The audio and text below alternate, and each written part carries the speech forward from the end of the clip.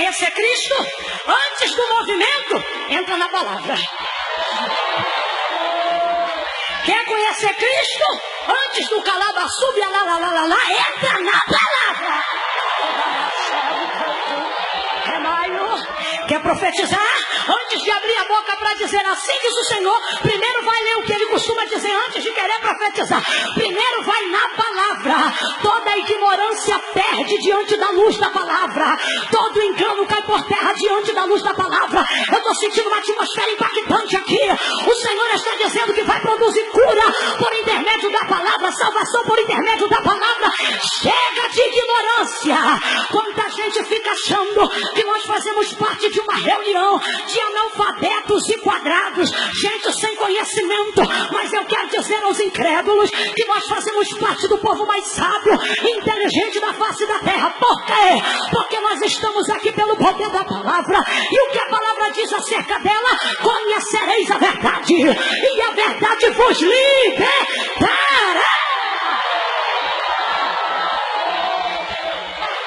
Irmã Camila, o que é isso? O Senhor está dizendo: quer viver uma experiência comigo? Quer viver a maior dentre todas as experiências? Aprenda que antes de qualquer manifestação que eu possa executar em vosso meio, a primeira manifestação, ela se dará por intermédio da luz, que para nós significa palavra de Deus. Eu não vim aqui dizer que é proibido rodar, Deus me livre. Eu não vim aqui dizer que é proibido pular, Deus me livre. Eu não vim aqui dizer que você não pode dar rajada de língua estranha, Deus me livre. Eu vim aqui te dizer, para que você não seja motivado a falar em línguas sem ter entendimento, para que você não seja motivado a rodar sem entendimento, para que você não seja motivado a pular sem entendimento. Sabe por quê?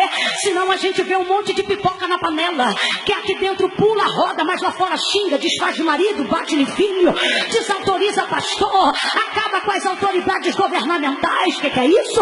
Isso é pipoca na panela. É gente que pula sem palavra, dança sem palavra, roda sem palavra. Coisa linda é quando eu vejo um crente marchando na presença de Deus, mas ele entende: eu não estou marchando porque alguém está marchando, eu estou marchando porque eu tenho meus motivos para marchar. É culto racional.